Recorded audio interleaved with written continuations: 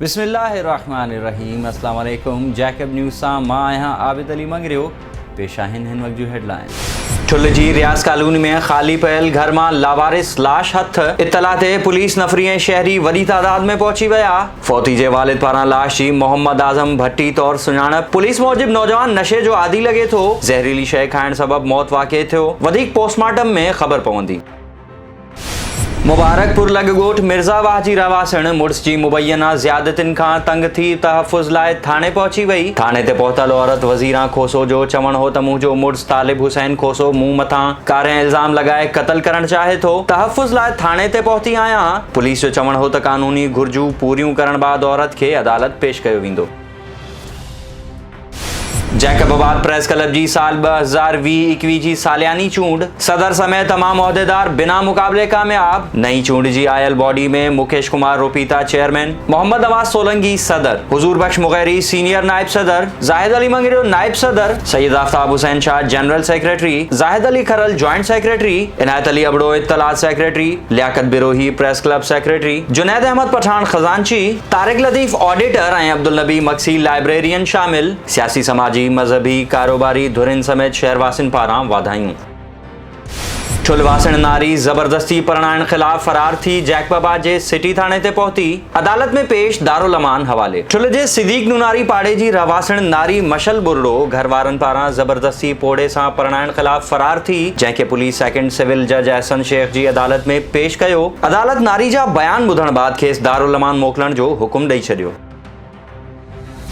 भिरिया सिटी वेझो ॻोठ खमीसो खान विस्तड़ो में जवाबदार मुड़स ॿिनि ॿारनि जी माउ पंहिंजी ज़ाल खे घुटा ॾेई क़त्ल करे छॾियो। लाश पोस्टमार्टम बाद वारिसनि हवाले। पुलिस मक़तूल औरत जे मुड़स यार मोहम्मद विस्तड़ो खे गिरफ़्तार करे वरितो। मक़तूला जे भाउ जो चवण हो त मुंहिंजी भेण खे संदसि मुड़स ॿिनि साथियुनि सां गॾिजी क़त्ल कयो आहे। पनो आखिल में वियम दौरान औरत ऐं ॿार फौत थियण वारो मामलो। धीअ जे फौत थियण जे सदमे में संदसि अमड़ फौत। गुज़िरियल ॾींहुं औरत फरीदा पंहिंजे ॿार समेत वियम दौरान फौत थी वई हुई। वारिसनि पारां तालका अस्पताल इंतज़ामिया मथां ग़फ़लत जो इल्ज़ाम लगायो वियो हो। फौती औरत जे वारिसनि जो चवण हो त अस्पताल इंतज़ामिया जी ग़फ़लत सबब हाणे असीं पंहिंजे टिनि प्यारनि खां महरूम थी विया आहियूं। जरवार जे ॻोठ मोहम्मद मुराद गबोल वासी पोरियत हज़ारो गबोल जी मासूम न्याणी गुज़िरियल केतिरी अरसे खां बीमारी जे बिस्तर ते पयल। घोटकी जे डॉक्टरनि पारां नींगरी खे कराची खणी वञण जो मशवरो। पोरियत जो चवण आहे त जेको कुझु मूं वटि हुयो न्याणी जे इलाज ते लॻाए छॾियो आहे। मिसकीन आहियां, मुंहिंजी मदद कई वञे। सखर में पुराणे सखर जी वाटर सप्लाई जी लाइन टुटी पई। 50 खां वधीक इलाका पाणी खां महरूम। केतिरनि ई मस्जिदनि में पाणी न हुअण सबब नमाज़ी भी सख्त परेशान। पाइपलाइन जी मरम्मत जो कम भी शुरू न थी सघियो। पाणी न हुअण सबब शहरी सख्त परेशान।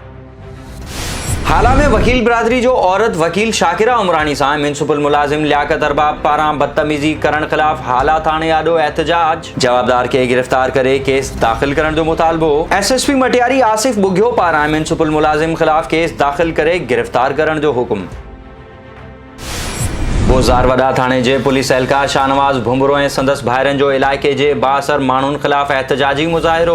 एहतजाज कंदड़नि जो चवण हो त गुज़िरियल ॾींहुं बालादी बिरादरी जे माण्हुनि खे मंशियात सां भरियल ट्रक लाहिण खां रोकियो त हमिलो कयो वियो ऐं इलाइक़े जे बाअसर शख़्स फ़क़ीर जमालुद्दीन जलालानी, जमालुद्दीन बालादी, शेर बालादी ऐं ॿियनि असांजी औताक ड्राही ऐं इहो चवंदा रहिया त न औताक हूंदी न असांजे महिमाननि खे केरु रोकींदो।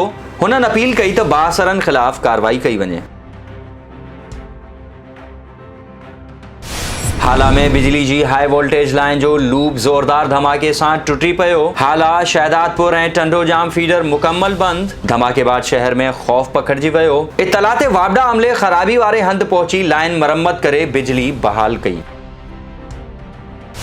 जैकबाबाद में हारी पारां पीपल्स पार्टी अॻवान मीर अली नवाज़ खान पांवर मथां ॾाढ़ी मुछूं, मथे जा वार ऐं भिरमूं कूड़े तज़लील जो निशानो बणाइण जो इल्ज़ाम। हारी जो माउ ऐं पीउ समेत प्रेस क्लब आॾो एहतजाज। मुतासिर नौजवान मोहम्मद अली पांवर जो चवण हो त वॾेरे अली नवाज़ पांवर अज़ीज़ पांवर जी चुर्च ते मुंहुं मथां तशद्दुद करे तज़लील जो निशानो बणायो आहे, जॾहिं त ॿिए पासे मुबैना तज़लील जो निशानो बणियल नौजवान ख़िलाफ़ ॻोठ अली नवाज़ पांवर वासी अज़ीज़ पांवर जो बि एहतजाज। नौजवान मुंहिंजी 11 वरियनि जी मासूम धीअ खे ज़बरदस्ती जबरदस्ती दोस्ती रखण लाइ तंग करे रहियो हो ऐं न्याणी खे जबरदस्ती मोबाइल ॾियण जी कोशिश कई त वॾेरे खे दांह ॾिनी, जंहिंखे इस ॻोठ खां निकाली ॾिनी त हिन ड्रामो रचायो आहे। होॾां मीर अली नवाज़ पांवर सहाफ़ियुनि सां कयल ॻाल्हि ॿोल ऐं वीडियो पैगाम में चयो आहे त मुंहिंजे मुखालिफ़नि जी चुर्च ते कूड़ा इल्ज़ाम लॻाए साख मुतासिर कई पई वञे। नौजवान पारां अज़ीज़ पांवर जी मासूम न्याणी में हथ विझण जी कोशिश कई वई, जंहिं बाद अज़ीज़ पांवर पारां मूंखे दांह ॾिनी वई ऐं जांच कराइण बाद नौजवान ॾोही साबित थियो, जंहिंखे ॻोठ मां निकाली ॾिनी वई आहे ऐं हाणे मुखालिफ़नि जे चवण ते इल्ज़ाम तराशी करे रहिया आहिनि। पुलिस मूजिबि असां वटि पहिरियां अज़ीज़ पांवर फरियाद खणी पहुतो ऐं बाद में नौजवान मोहम्मद अली पांवर आयो। जांच में ख़बर पई आहे त नौजवान ॿाड़ी खे ज़बरदस्ती दोस्ती रखण ऐं मोबाइल ॾियण लाइ तंग करे रहियो हो, जंहिं तां मामलो थियो। वधीक जांच करे रहिया आहियूं।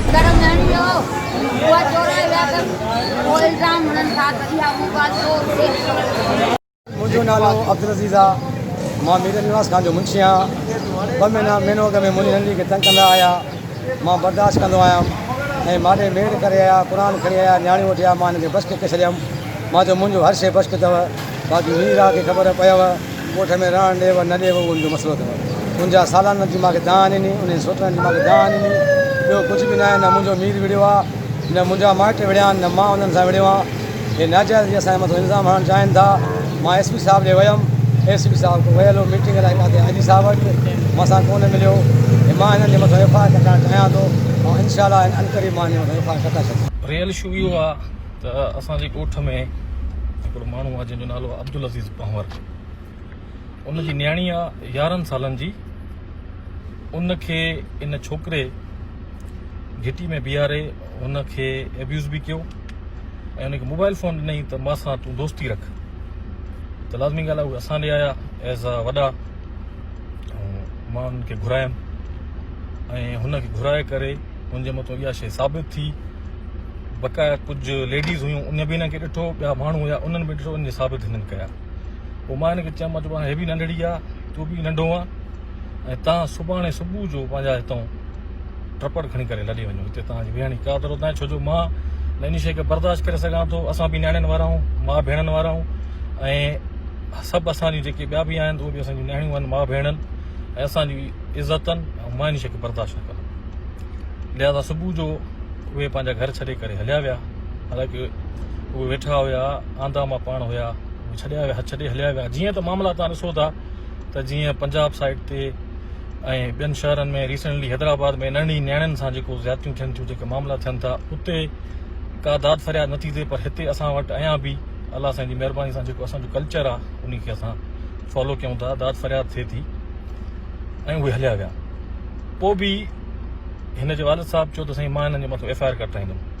मां चयो त तूं भले कटाए। पोइ सुबुह जो एस पी साहिब ॾे वियो, एस पी साहिबु न्यू आया आहिनि, पंहिंजी सीट ते कोन हुया ऐं पोइ हो वियो आहे एस एच ओ आबाद ॾे। दोस्त उन खे पुछा करे सघनि था त साईं मुंहिंजी तव्हां एफ आई आर वठो, हिननि मुंहिंजी न्याणियुनि सां हीअ हरकत कई आहे।